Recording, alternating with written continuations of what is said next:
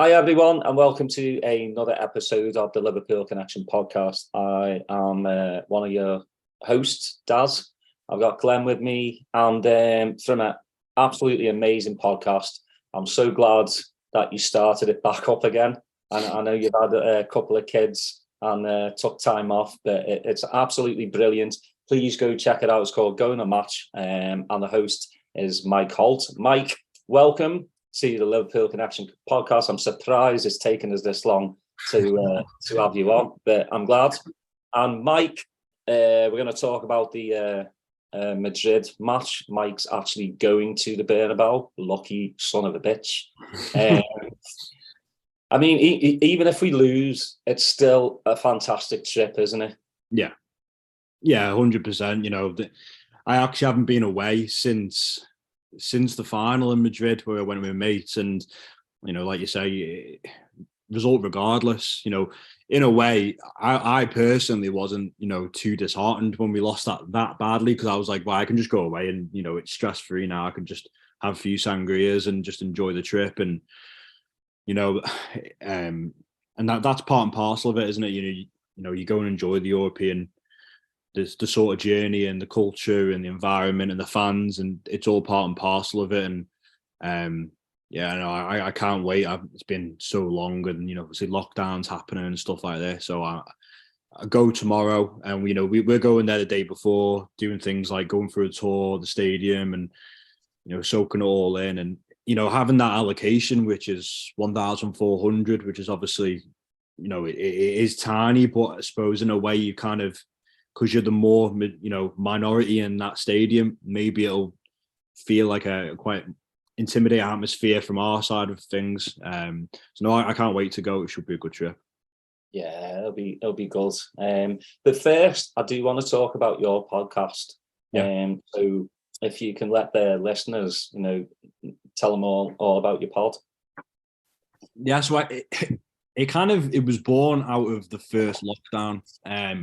When I was thinking about doing it, and being from the Isle of Man, we don't really have anything like that. As Glenn will know, there's not really, with the Isle of Man being so small, it's like living in a fishbowl. Everyone knows everyone's business, and I think sometimes it can hinder people wanting to try different things, because you can be worried about people's opinions and perceptions of trying new things and different things. So I think at first when I did it and I sort of launched it and wanted to do a podcast, and I didn't think people expected me to do it. But I just love doing it. I've always loved football, playing it since I was a kid. And I think just when I started doing it, I thought, I just love doing it. I love talking to people about the footy. The idea of my one going the match was, obviously I'm a Liverpool fan, but I didn't want it to be too Liverpool heavy. I wanted the audience to sort of grow and be bigger. So I was getting match going fans on from their team. And I had, so many fans on coming and talking about their experiences of any club. And it's funny because you think as Liverpool fans that we do certain things on a match day and only we do that, but there's lots of similarities between a lot of fans, and there's a lot of differences. And that was quite interesting, I think, for people to sort of know. And obviously with this coming out of lockdown at the time, we couldn't go and enjoy the games. It was good for people to sort of reminisce about going to games and matches and memories and how people viewed doing certain things on a match day. But then I started to get a few, I was getting a few footballers on, I was getting journalists on, and it sort of grew from there. It's led me to do different things. I've done stuff for the Liverpool Echo, which I never thought I'd be able to do.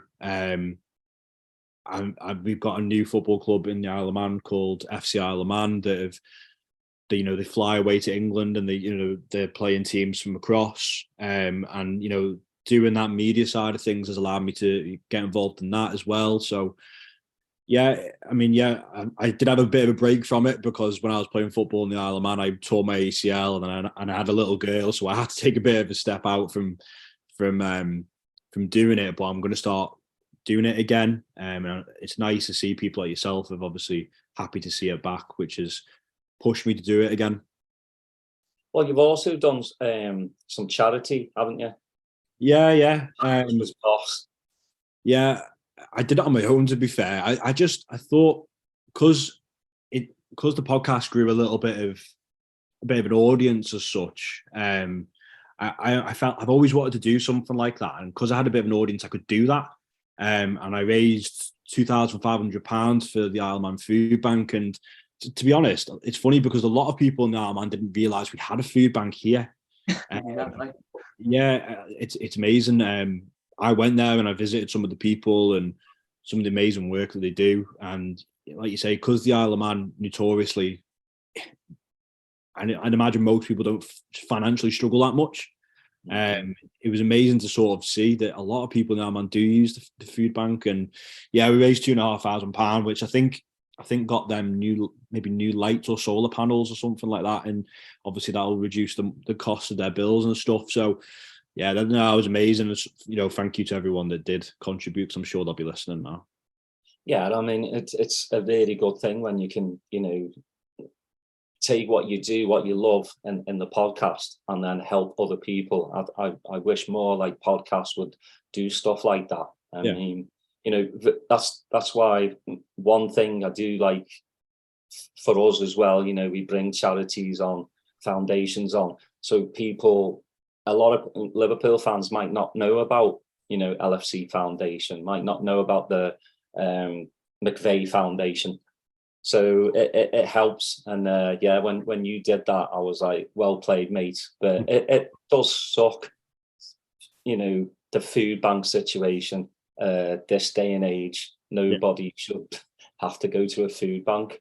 And it's a sad situation. And especially for the people that need to go to a food bank, that's got to make them feel, like not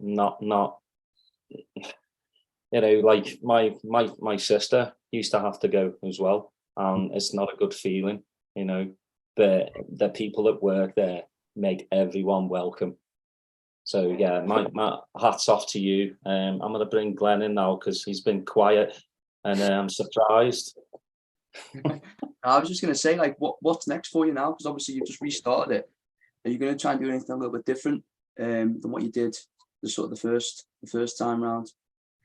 Yeah, it's a good question. I've sort of thought about that because towards the end of when I stopped doing it, I was doing like lots of specials. So I was doing sort of like, I brought someone in from Buenos Aires in Argentina. He did like a Maradona special with me. And I think those sort of ones, when I look at the numbers, they sort of grab people a little bit more, as opposed to the match going ones. I think I overplayed that a little bit. So ones like that. I did one with a Palermo fan in Italy, and he'd sort of come on and talked about what happened to Palermo and the financial, and those ones hit really big. So I've been thinking about those sort of particular ones. I was thinking about doing an MLS club, something like a new startup club. Obviously you guys have got Austin there, and I was thinking about doing an MLS one and sort of culture around that. And in Miami you've got that sort of Hispanic roots, and so I think those sort of ways, all those sort of ideas I'll go down in the future. The one I've just released was one what's gone wrong at Liverpool, which I'm sure we'll get on to talk about. 6 hours. Was it a 6-hour show? Yeah. No, I listened to that. It was actually really good, to be fair. But if we move on now, it's funny because like we spoke about getting you on for about a few months now, basically when the draw happened and we knew you were going. And like, oh yeah, we'll get Mike on. And obviously, the last few weeks we're starting to do better. And you think, oh, Sam, we'll be Bournemouth. We'll be talking about going to top 4. And now it's like, oh shit. But what's your general feeling? What's your general feeling like now going off to Madrid? Do you think there's any chance at all? You know, obviously a new role's coming on this, so it's funny because I wouldn't be surprised if we went there and scored 4 goals. Like, I just wouldn't be surprised if we did that. The way that this season's going, it's just, if you were a betting man, you'd be losing a lot of money because you just don't know what you're going to get. You go from the heights of the United game to what we seen yesterday in Bournemouth, and it's really, really hard. I mean, if it's hard for us to sort of dismantle it, I think it must be hard for the manager to dismantle and sort of And it's hard to not be critical about the manager this year. And I think some of our fans are sort of scared to be critical about the manager sometimes because, he's unsackable, of course he is, and no one would ever want to see that. He's the man that's made all this happen, but it doesn't mean he's immune to criticism. And I think I was a bit worried when I seen that team come out yesterday. I was surprised he didn't start Jota. I thought Gakpo could have done with being brought out of the team. He's played a lot since he's come in. He's hardly had a rest, I don't think. The midfield was a bit suspect in terms of, I just felt it was a bit too young, a bit too fragile. And that's not on individuals. I just don't think that balance of that midfield looked right. I really felt we needed like a runner in there, a proper runner. Whereas really we had sort of two more playmaking sort of midfielders with Fabinho, who, it's funny Fabinho, isn't it? Because he takes a while to get going, and then when he gets going, you think, oh, he's back, and then his legs just drop off, don't they? He looks exhausted. And then obviously the back four wasn't really, it was sort of unchanged. But then you see Trent, the way he played in the second half against United.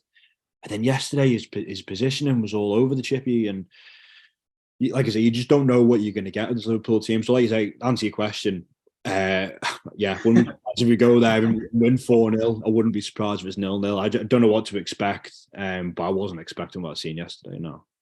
Yeah. Well, we only need to win. We only need to score 3 right and then beat them on penalties. Just not let Salah score. Jesus Christ, I'm still waiting for that to come down. Yeah, I mean Madrid, they've you look at their results in the league, they've not been that great recently either, but they do this, don't they? They look like that in the league, and then they look so calm in Europe, and they're the masters of it, and they've won that many European titles for a reason. And it's a bit like us. It's the European royalty. It's the fear factor. It's all these things that amount into one. I think it will be a good game. It'll be interesting to see what sort of starting lineup he goes with. What sort of front three. I mean, just talk about the game yesterday. I thought Nunes on the left, he offered that much. It's frustrating, Nunes, isn't he? Like I do love him, but there's also some games where he's just really, really shite. Like where he's not sort of in, but he doesn't really give you a whole. I mean, even for Man United for the first 40 minutes, I was really frustrated with him. Like we had a lot of the ball on the left side, and he's not really a clever footballer, is he? He doesn't really link up the play that well. And I was thinking the same yesterday. I was like, I wouldn't have minded seeing Jota coming on for him, even at half time. Just change it up a little bit, just to have someone who's got a little bit more guile about them. But it's so tough, isn't it? It's so tough to think of like what the game plan is, because for them they just need to just sit in, really, don't they? But do you know what I was thinking in the Bournemouth game yesterday? When he brings Jota on, he sort of goes into a 4-2-4, and I actually think that's what he wants to play. If he's got everybody fit, I think he does want to play 4-2-4, and I think he wants Henderson and Fabinho in the pivot with the maybe your Jotas, your Nunes, maybe Gakpo now, and obviously Salah. I think he does want to play 4-2-4, and if he does that against Madrid, it's probably the best thing he can do. And maybe that's why Henderson. Another reason I know Henderson wasn't 100% to play yesterday, but I think he had Madrid in mind, thinking, if I go 4-2-4 and just go for it, we've got nothing to lose. And if you do that, I wouldn't mind seeing Nunes in the 9 rather than on the wing, because sometimes I know he can be dynamic and he can beat a player, but you can also be a threat up front. And if he can hold the ball up a bit for us and bring the other 3 into play, I would just like to see that. I'd like to see something a little bit different like that. But I do like what Nunes and Gakpo have been doing. They've been switching, like most games, left, right. So, but I mean, Gakpo was more of a midfielder against Bournemouth. He was having to come back, and get the ball. But we talked about it yesterday, didn't we, Glenn? Like his runs, through the middle are really good, but then the final third, it just dissipates. It's frustrating. Sorry, I was just going to say, I like we've been saying on this for ages that we think the long-term plan is to play some sort of 4-2-4 or 4-2-3-1, however you want to say it. and that's sort of what Gakpo's going to be. You know, he's sort of dropping in a little bit deeper. Pretty much how it was yesterday with Diaz is probably going to play more from the left. It's just it's a tough one to think of, like, now he's got all those forwards back. Now he can do it. Now we can try it. It's sort of shit or bust, isn't it, in some ways? Like, how we actually go and start the game and think about the game. Like, if it was just one goal you needed or two, then you could sort of go in a little bit measured, and you could maybe, you know, sort of see how the first half an hour goes, and then you could sort of go into it. But now you sort of can't do that. You need to try and score. You need to try and score early as well. Yeah. See, that's the thing, you know. Just when we were 3-2 down, we're all thinking, just shut up shop. That's it. Go to Madrid, a goal down. Mike definitely was. Yeah, and we just kept trying to attack. I mean, it was like what United did, you know. Yeah. That's why it ended up 7-0, because it just kept trying to attack. It's like, look, just stop at 3-0. You know, save face. And it does. It's frustrating when we could have, you know, made it on to Bernabeu 1-0 down. So, I mean, those sort of things we were notoriously good at as a Liverpool side. They were so good in 18-19, 19-20 of game management, being clever, you know, being shithouses, to be honest. And rarely do you see that anymore. You know, we didn't have to game manage the United game because we could just let it go and let it be chaos, and, you know, we enjoyed doing that. But there's games this season where we need to manage games, especially away from home, and they just don't look like they're doing it. You know, they don't look like a collective, and that's probably the biggest criticism you can pay them this season, because Klopp, his coaching staff, and the players have worked so hard on being a collective, working as a team, working as a unit. And so many times this season, they looked like individuals, and then they put a good performance in. You know, at Newcastle away was a great performance. That looked like a collective. And then you look at like Brighton, where they look like individuals. And for me, I think I just want to see something for the rest of the season where I can put my hat on and say, okay, that's what we're going to do next year. And you know, you see that in the United game, don't you, in abundance. But I want to see things where I think, right, that's what we're going to do this year. You know, this is a transition season. That's what we're going to do for next year. I think Gakpo is a prime example. When we first brought him in, I thought, Christ, what have we brought here? Like I didn't understand it at all. And then you hear Firmino's going, and I think it was the Brighton game in the FA Cup, and he got the ball on the halfway line. When he received it, he turned. And I thought, okay, I can see why we've bought him now. And then you've seen that in the last few games. He is going to be Firmino's replacement. So things like that, I think, like, that's perfect. Like, that's what I'd like to see next year. And I can see what we're building towards. But, you know, before Christmas, I was thinking, is this the end of this era of team? But I think he can still build on it for next year. You know, build if he brings more players in. I think 4-2-4 for the Madrid game is perfect, because he can let the fullbacks bomb on if he has a Henderson and Fabinho sitting. Madrid are going to keep the ball. They're just going to keep the ball and be calm and collective about it, and that's fine. So a 4-2-4 to hit them on the break, I think, let it be chaotic. Let it be Liverpool. Yeah, I know. It's. I think. Do you know what? If it was any other, if it was City, if it was Barcelona, if it was Arsenal, I would say I would sort of fancy us, just because just how mental we are. But just because it's them, and you talked before about game management, I think they're the best at it, aren't they? Well, probably other than Atletico Madrid, but that's a different type of game management. I just think, I just think they're so clever and smart that it's going to be so tough. I mean, he's got our number, hasn't he? He just knows how we're going to play. I mean, we're probably one of the easiest teams to figure out. So, you know, it's just so frustrating. We just seem to only be able to play one way at the moment. And it does need to change. And I agree, you know, wholeheartedly that Klopp takes the blame. a lot of this as well. You can't sugarcoat it. I mean, like the man management against Bournemouth, you should think he'd be able to shout at one of the players and just be like, tell everyone to just calm down. But it doesn't happen. And it's just very frustrating to watch. But I mean, I fancy us beating Madrid. I do. Not to progress. I just fancy us beating them. A lot of people that I've spoke to have said, similar to the Barcelona game, they're like, well, I can see us scoring, but the problem is I can see Madrid scoring one. And we said that about Barcelona, didn't we? We said, I can see Liverpool scoring, but I definitely think they'll get an away goal at the time for them. Whereas, I don't know, I can see us scoring, but my main worry is this our last European away in the Champions League for, 2 years, a year or 2 years? That's sort of my main worry going into this, and build on for next year and the year after that. Getting into the top four is absolutely pivotal. People have said that we've got Bellingham all signed up, and I'm a believer that he is. Probably is done in the background. But if you want to go and add more players, you have to be in the Champions League, and it is a bit worrying thinking this might be our last European away in the Champions League for some time. I don't think it'll be.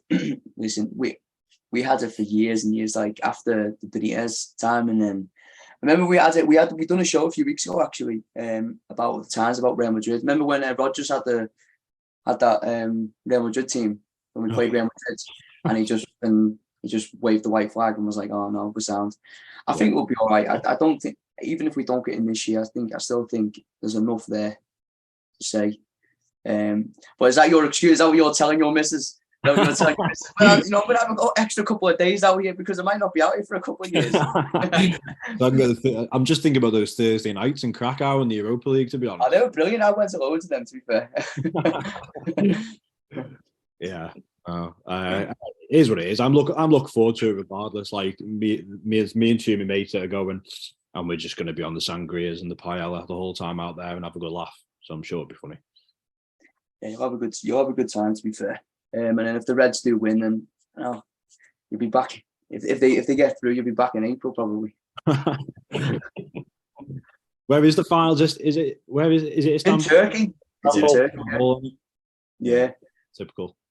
Yeah. That's why we've not booked a summer holiday yet. Because I told my missus a few months ago we might be going to Turkey, but.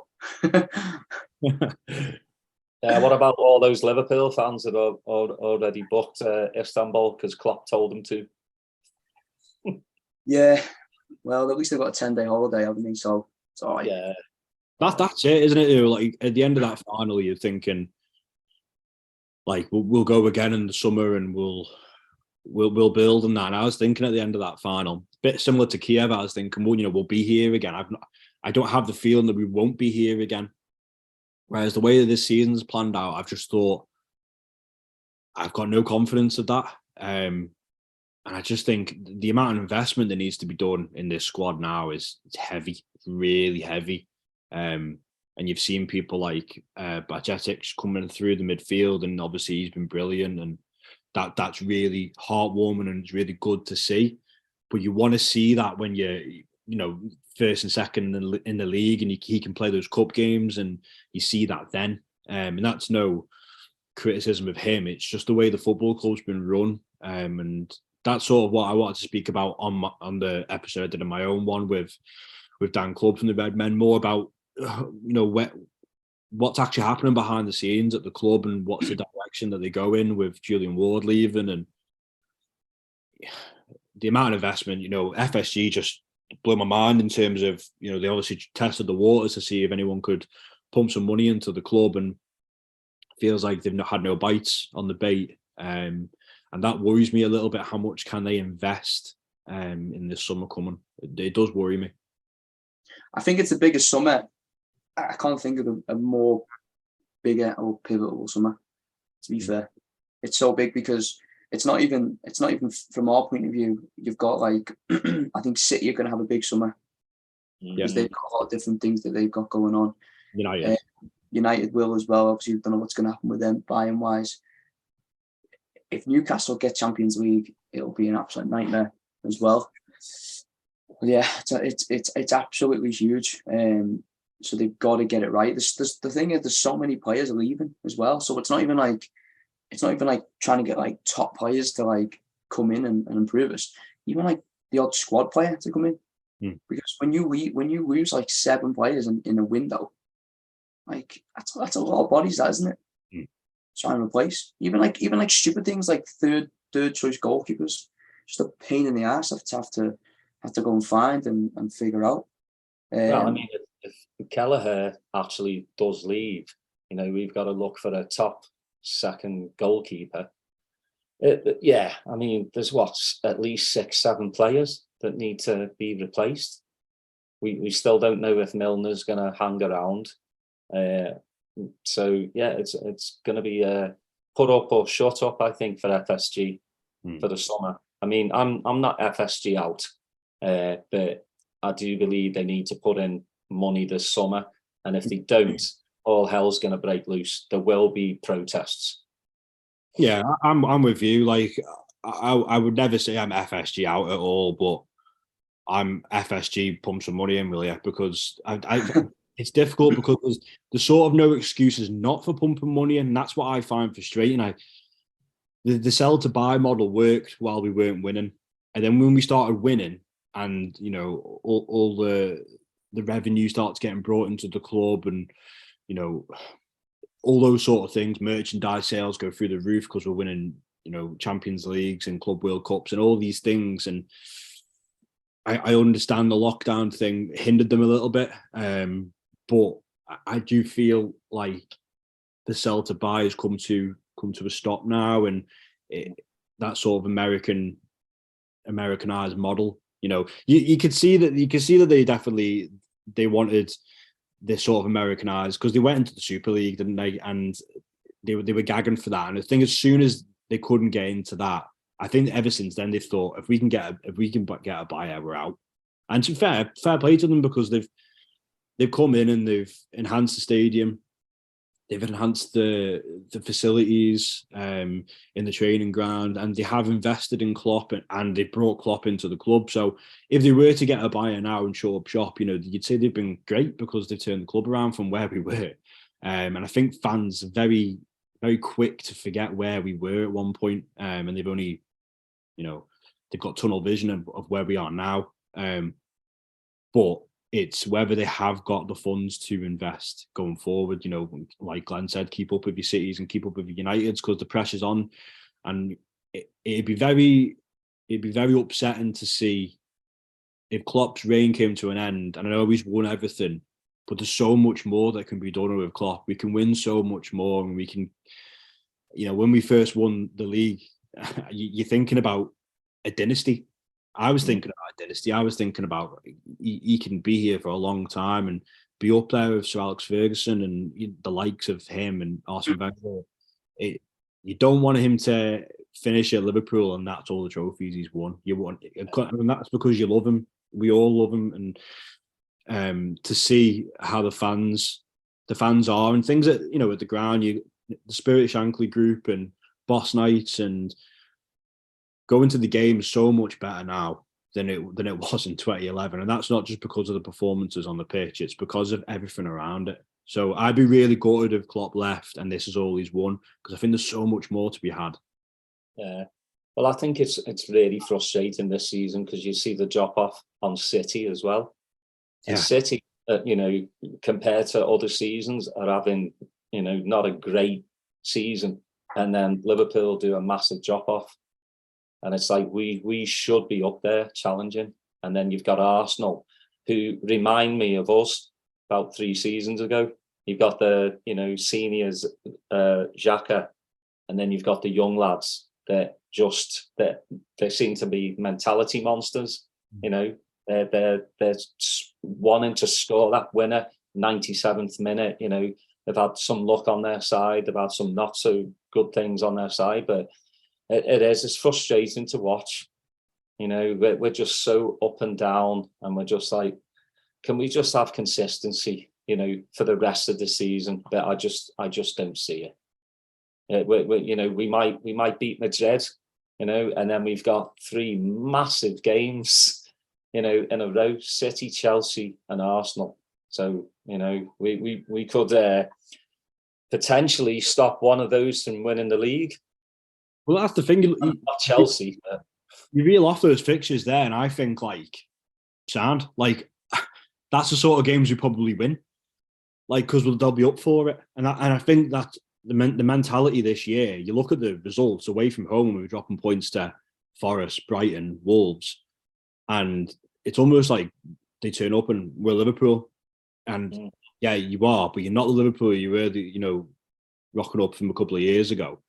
And then you get the results like City at home, and they've got a good opportunity there to right some wrongs. And I wouldn't be surprised, like I say, if we go and score 3 in the Bernabeu. And I wouldn't be surprised if we go and beat City or beat Arsenal. But it's those other games I'm probably worried about, and that sounds mad to say, but that's where we are. Mm-hmm. I was hearing yesterday, it's sort of similar to like Liverpool in the 90s, where you would win. You'd get like a really big win against like United or Arsenal or whoever, and then you'd play someone absolute shite, Coventry or whatever, and then you go get turned over at Anfield, sort of thing. It's just sort of like that. And the fact that the season last year was nearly perfect, to have this year is I mean, I've been saying for about 3 months I want this season to be over, right? And the fact there's about another 15 more games to go, I'm like the issue thing is, right, I thought, well, at least that might help Everton go down. Everton got beat yesterday, and I'm thinking, listen, if we finish 11th and they go down, and someone says that's it, it's over now, and you can just wait now until August, I'll take that. Those bastards are probably going to stay up now as well, so we haven't even got that as a silver lining. Yeah. Riding that crest of a wave last season, I think from February to the end of the season, because I was there for the Wolves game, the last game, I think I probably did 6 home games, and you just turned up and you expected them to win, and it's just completely opposite this year. And obviously, but the atmosphere around where it was last year in Anfield was immense, from minute 1 to minute 90 plus 6. But the games I've been to this year, it's just felt like everyone was so tired. The players looked tired, and it looked like our fans were tired towards the end of the season. It's almost like the season started again too quickly. And then that's why I thought that, that break for the World Cup would really do us well, to just get away from Liverpool for a bit and then come back firing. And it was completely different. But yeah, going to the games this year, it's felt really weird in the atmosphere compared to last year. I can't really put my finger on it, but I think a lot of it's to do with we're spoiled in a way. We went so long with being crap, and then we've been so good. We've been spoiled, and it's felt like that in the atmosphere in the ground recently. Do you know what though, Mike? I've said this loads of times. Well, for us, we don't obviously go to the game because we're here.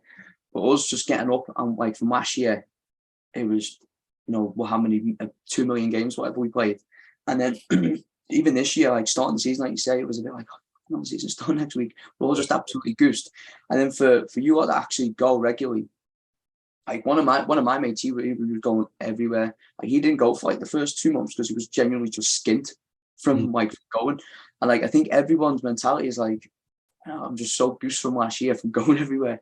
And you think, what are the players and the staff must feel like as well? And then also to get so close. There is that part of it just being sack this season off. Yeah, from it comes from the Champions League final as well, doesn't it? I don't think any proper sensible Liverpool fan thought we were going to do a quadruple. But when it got to the Champions League final, and the way that obviously we all know how that panned out, not the actual game, but the circumstances around it, it just left a bitterness to the season, didn't it? It felt like this could be the most perfect season ever, even if we just do a treble rather than all 4. And the way that panned out, it just felt really bitter. So then the season, like you say, the season starts dead quick. And you're just thinking, just needed a bit more time to sort of process everything that happened that year. And I think that's took its toll on the players as well as the fans. Yeah, Wake. Yeah, no, I thought you were coming in there. Sorry, it's I hate you. Let's just hope we go to Bernabeu and get a result, and we'll carry on supporting no matter what, anyways. So I promise I'll be extremely intoxicated for that Bernabeu game, anyways, because there's obviously we get there on the Tuesday. Like I was saying to you before we hit record, we're doing a stadium tour and stuff. Then we're going to go and get our tickets after that. But there'll obviously be a Champions League game on that Tuesday night, and we'll go out on the ale, I think, in Madrid. So wake up and then just hit it again. So it'll be 9 o'clock kickoff their time, won't it? And I remember doing this for when we did Roma away in 2018. Bayern Munich played Real Madrid the night before, and we were in our hotel bar and we were saying every goal that goes in, we've got to do a shot. And these shots were like, they were like test tubes. They weren't like normal shot glasses. They were like long and thin test tubes. And I think the game finished like 3-3 or something stupid like that. And I could just see that happening again. And hopefully there's plenty of stories to be told. Well, we'll have you back on, defo. But please, everyone, go check out Go in the Match. It's on, all your podcast streams, Apple, Google, Amazon, Spotify.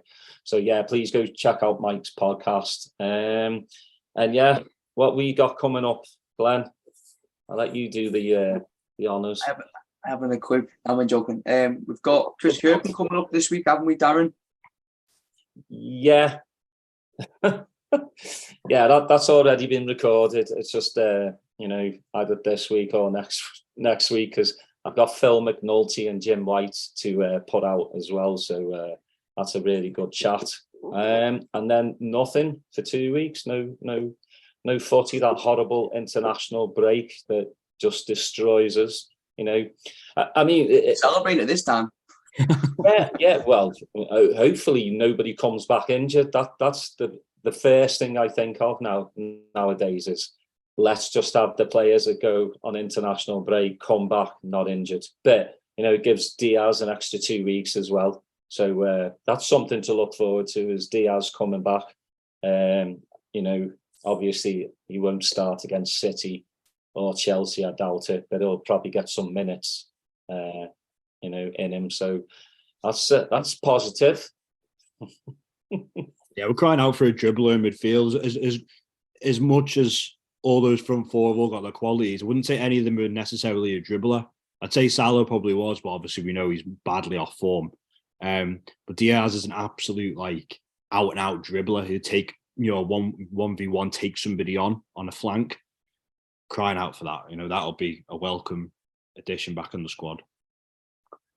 Yeah, we'll leave it on that. That's a good positive. But thanks everyone for listening. Please like, subscribe, get your notifications on, and we'll see you next time.